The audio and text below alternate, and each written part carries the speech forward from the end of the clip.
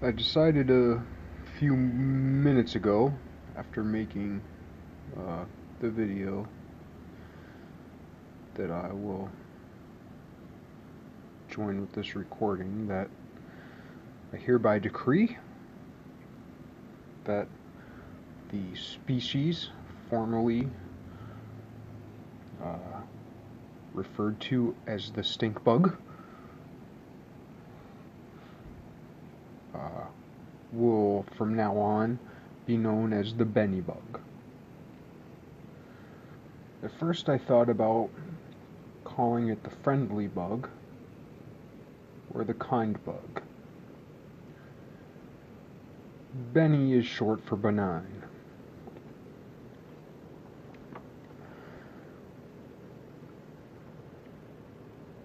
Bene sounds friendlier than benign.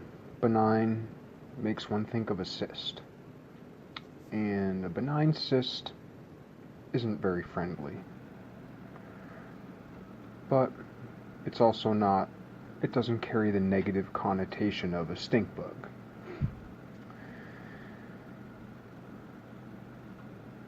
Friendly might be going too far. And benign, that might be too sterile of a term. Kind might be a little too anthropomorphic, but maybe not. But that also kind bug is pretty close to kind bud. And then there's like the whole drug thing, and that ties in with the stink, the skunk. So I decided against that. I think Benny's just right, because it breaches the gap between benign and friendly. Though once, and only once to my memory, a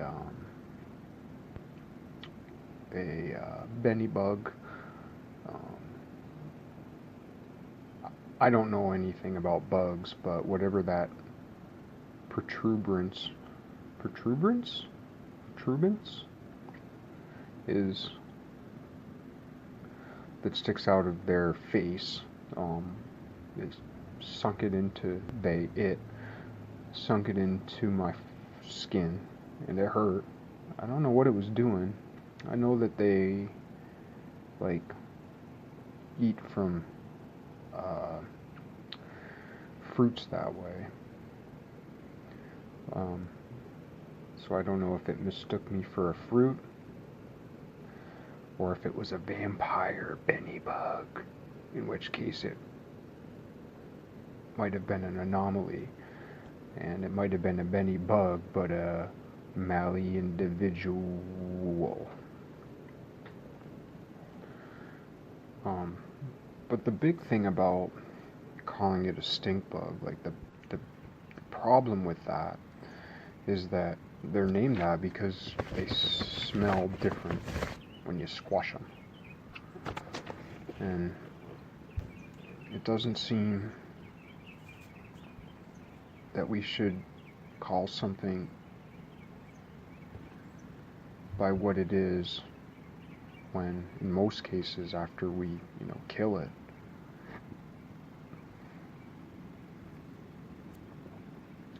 and I used to kill stink bugs and other bugs, thinking them as an annoyance. And it's not to say, that's the problem. It's the whole deal with like prejudice versus anti-prejudice, or opposite prejudice, being prejudiced against anything, a race, a species, or being anti-prejudice. So in one sense you afford the other a negative quality that they don't deserve as an individual. And in the other case, you afford the other a good quality that they don't necessarily deserve. And both are dangerous ideas, and not, oh God, I hate to say it, but I got to, but not in the Nietzschean way. I guess now's a good time as any to comment on the fact that, I mean, I guess anybody who knows anything knows it, but I shouldn't say that, because if you don't, yeah, what do I know? Shit, I don't know nothing. But, you know, I don't know a lot about Nietzsche, but I know he calls upon quote-unquote dangerous men to live dangerously, and everybody knows that the most dangerous, oh boy,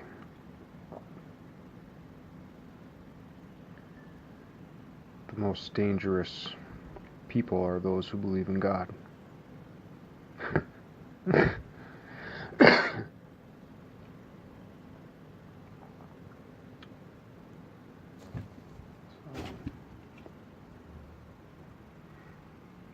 If Nietzsche killed God,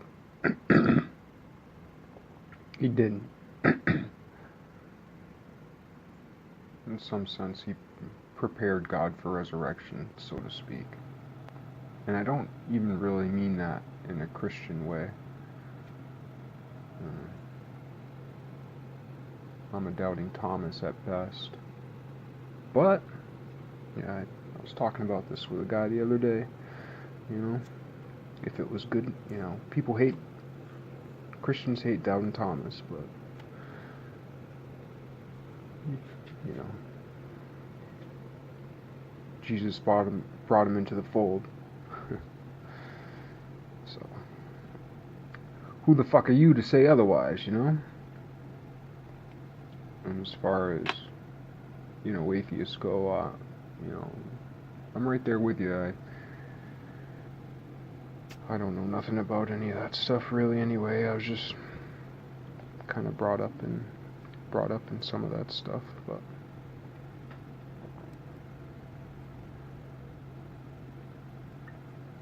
as far as the stink bug goes, you know, like, well, since we're talking about squashing things and stink bugs and Jesus for that matter, resurrected after 3 days, or, you know, whatever, no body, blah blah blah, but until that body disappeared or transmigrated, or, I mean, I don't even know what the words are or what things mean, but, you know, squash a person and they'd probably stink pretty bad too. And we call ourselves humans or Homo sapiens or men and women, but we don't call ourselves stink primates. You know, a lot of people have issue with the word human. In some sense, I can see both sides of that.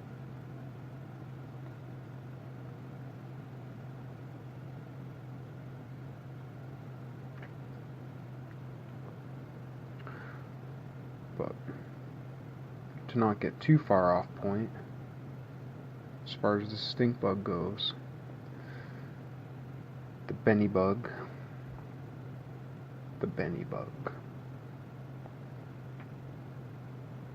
they're one of the few species that freely interact with humans, and that's not nothing, you know. I mean, the Egyptians, I wouldn't say worshipped, but I mean, I don't know anything about the Egyptians except for, you know, the surface stuff that you see on the History Channel and that kind of thing.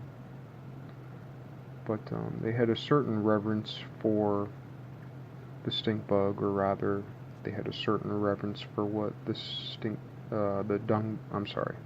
they had a certain reverence for the dung beetle, and they may not have had reverence for the dung beetle, but for what the dung beetle represented.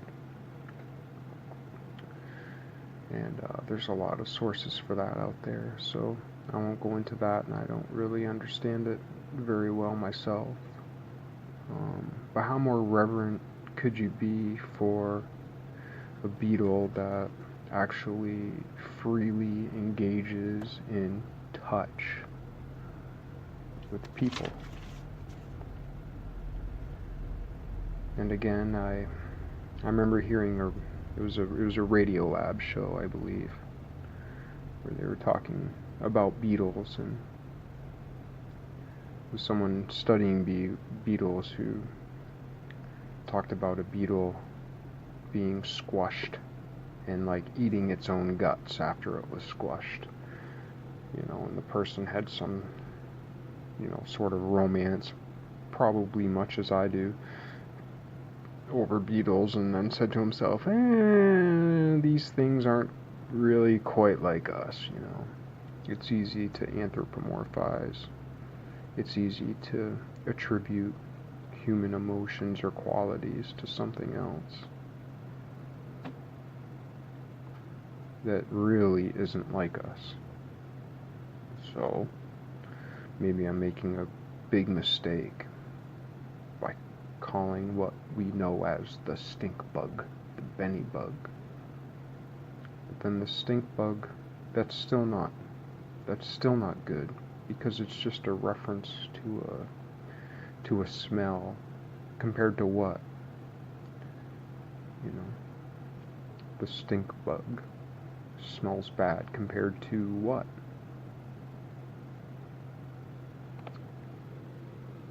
Beer tasted pretty bad to me the first time I drank it. And when I was a young person, I might have called it stink water. Whereas now I might call it delicious water, because I like beer. I'm not saying I should, but I do.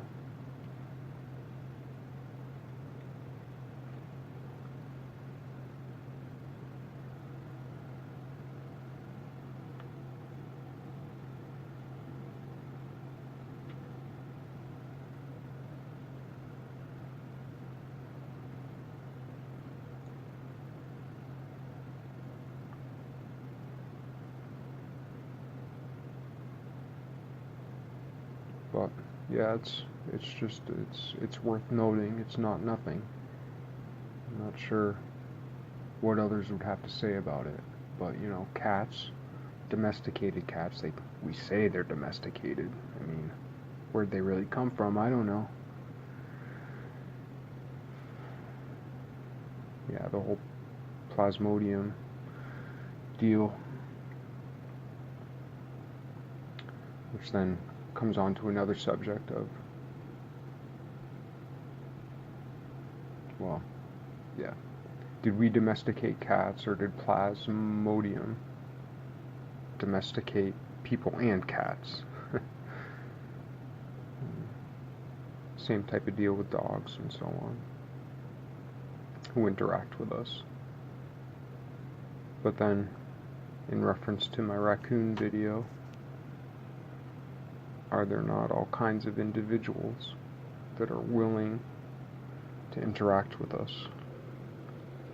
The stink bug in my apartment, that's one very small, one very, very, very, very, very, very small subcategory of the species. In some sense, that's a special bug, because very few, there might be, I really don't know. I don't know the density population of BeniBugs. There might be 100, 1,000, 50, 20,000 within a mile of me. I don't know. And there's one in my apartment. And that's a special case. It's different. Yet, we are different.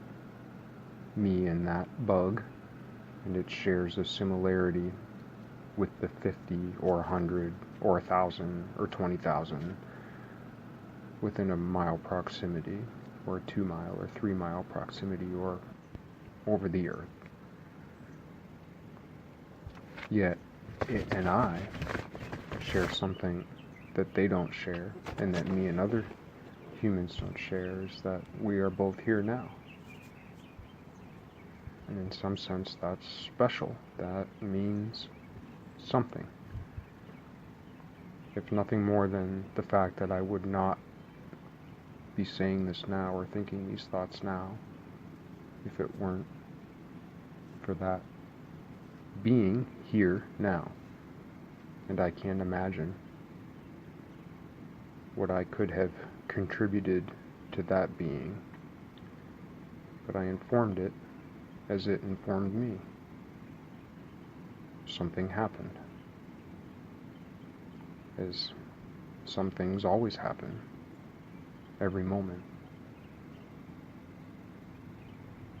Between things, between people, between objects, between species.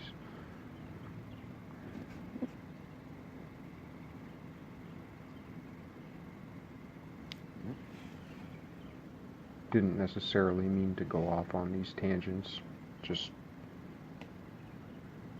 wanted to say that it is no longer a stink bug, even though I will keep calling it that until I keep reminding myself that it is a BeniBug.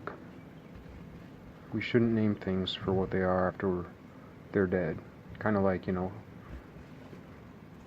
alive and dead, like you call a swine, call a pig, a swine, till you kill it, and then it's ham.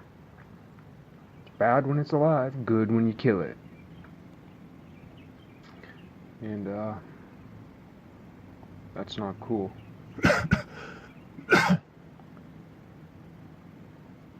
Fowl.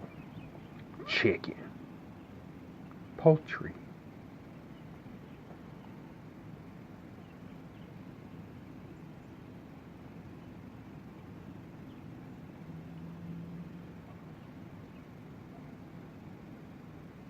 BeniBug.